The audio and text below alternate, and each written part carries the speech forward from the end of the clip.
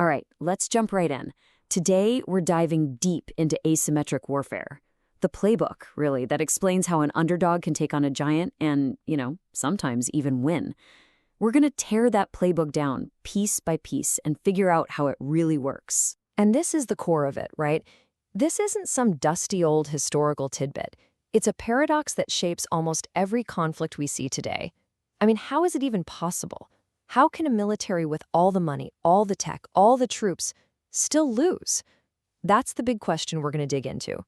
And the answer, well, it's not about might. It's all about mindset. So here's how we'll break it all down. First, the paradox of power. Then we'll get into the asymmetric mindset itself. After that, we'll explore the war inside the mind, the tools of the trade, a huge catch called the legitimacy paradox, and finally, we'll look at what this all means for the future. All right, section 1, the paradox of power. So let's start with the big question. What is asymmetric warfare really? Okay, and this is super important to get right off the bat. This isn't just about tactics, ambushes or IEDs. Asymmetric warfare is a complete strategic philosophy. It's a whole different way of thinking.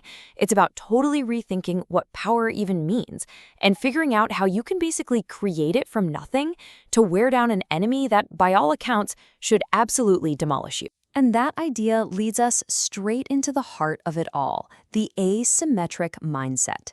You can think of it as being built on 5 strategic pillars. These pillars guide, well, pretty much every move. So here they are. Think of these 5 pillars as the core operating system for this whole strategy. Now, they all work together, but for now, we're really going to zero in on the first 2, because they are the foundation for everything else. First, forget about winning a decisive battle. And second, make every single move part of a bigger psychological game. Okay, so pillar 1, reject the big final battle. Look, if you're the weaker force, you know that going head-to-head is basically suicide. So you change the goalposts. You're not trying to wipe out the enemy's army anymore. You're attacking their will to fight. You're attacking the political resolve back home that keeps them in the fight. It's a war of attrition, yeah, but the target isn't soldiers, it's patience. And the Taliban's strategy in Afghanistan is a classic textbook case of this. They absolutely knew they couldn't beat NATO in a straight-up fight. So they just didn't try. Instead, their whole game plan was about creating this constant nagging sense of insecurity. The point was never to win one big battle. It was to make the political price tag of staying in the fight just too high for Western governments to sell to their people back home. It was a war of attrition targeting political will, not tanks and helicopters. Which brings us to pillar 2. And this is where things get really, really clever. Integrating all domains. What does that mean? It means a physical attack is never just a physical attack. The boom is the tool, but the real target is the mind. Every single action is engineered to send a psychological, informational, and political shockwave. The story that the attack tells is way more important than how much physical damage it actually did. Think about the 2006 war between Hezbollah and Israel. If you just look at the numbers, Hezbollah got hit hard, militarily. But that's not how they were keeping score. Just by surviving the Israeli onslaught, just by proving they could still fire rockets, they created this incredibly powerful story, a story of resilience, and a story that painted Israel as vulnerable. In the world of perception, which is where this fight was happening, they scored a huge strategic win, one that was worth way more than any battlefield tally. And that is the perfect segue into our next section, warfare in the mind. Because, if every physical punch is thrown to land a psychological blow, then the real war, the one that truly matters, is the battle for perception. This quote just nails it. It's not just about fighting on a battlefield. It's about fighting in the story, controlling the narrative, shaping how people see things. That becomes goal number 1. The actual facts on the ground can start to matter less than the story people believe about those facts. So what does this look like in the real world? Well, look no further than the war in Ukraine. Russia, the big conventional state actor, kicked things off calling it a special military operation, right? And their reasons kept changing. The story felt tactical, messy, inconsistent. Ukraine, on the other hand, immediately locked into an asymmetric narrative, a powerful, simple, and consistent story of national survival against a giant aggressor. And that kind of narrative discipline, that's not just PR spin. It is a strategic weapon. Okay, so let's get into the nitty-gritty of how this actually works on the ground. Time for Section 4, the tools of the underdog.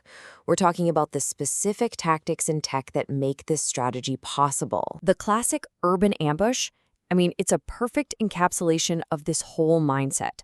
It's not random chaos. It's a surgical, almost scientifically planned operation.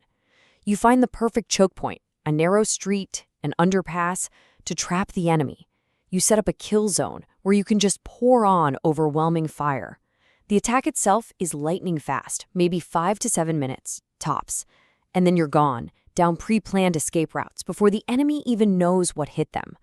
It's all about maximum impact for minimal risk. And then there's the economic side of things. Just look at this number. $50 billion. That's how much the US spent trying to counter IEDs, devices that can cost as little as $30 to make. This is economic warfare. It's weaponizing the balance sheet. You force your superpower enemy into this insane cost exchange, where they spend millions to counter your $30 weapon. You can literally bleed them dry financially, one homemade bomb at a time. And modern tech is just throwing gasoline on this whole fire. Think about it. Things that used to belong only to superpowers, like spy drones, precision weapons, cyber attacks, are now off the shelf. Any small group, sometimes even one person, can get their hands on them. A cheap commercial drone turns into a bomber. A file you download online becomes a 3D printed gun like the FGC-9. That huge technological advantage that states used to have, it's shrinking. Fast. But it's not a flawless strategy. This kind of warfare has a huge built-in weakness. And that brings us to Section 5, the legitimacy paradox. This is a massive dilemma that every single one of these groups has to face. So here's the paradox. Here's the trap. The tactics that work best in the short run to cause fear and chaos, think things like terrorism or just brutal random violence, are often the exact same tactics that will absolutely destroy your long-term political goals. You need legitimacy to win in the end, but your most effective moves can make you look like a monster. Figuring out how to walk that tightrope, that's often the difference between winning and losing. And you couldn't ask for a better case study than comparing these two. The Taliban, over time, kind of figured it out.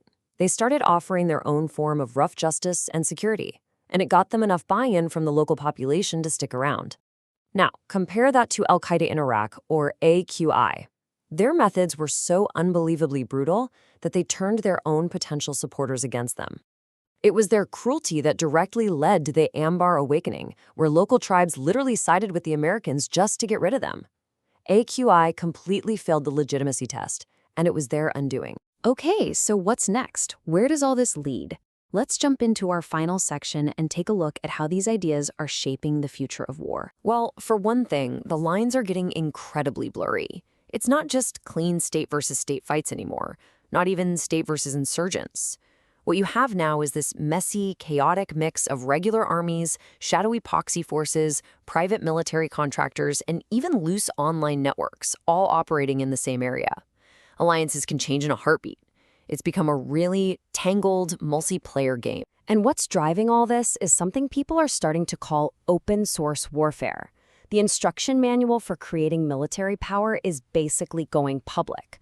The digital files to print a weapon, the step-by-step guide to build an IED, the code to turn a drone into a weapon, the open source intelligence tools to track anyone. It's all out there. And that genie is definitely not going back into the bottle. And that leaves us with a really big, kind of scary final question.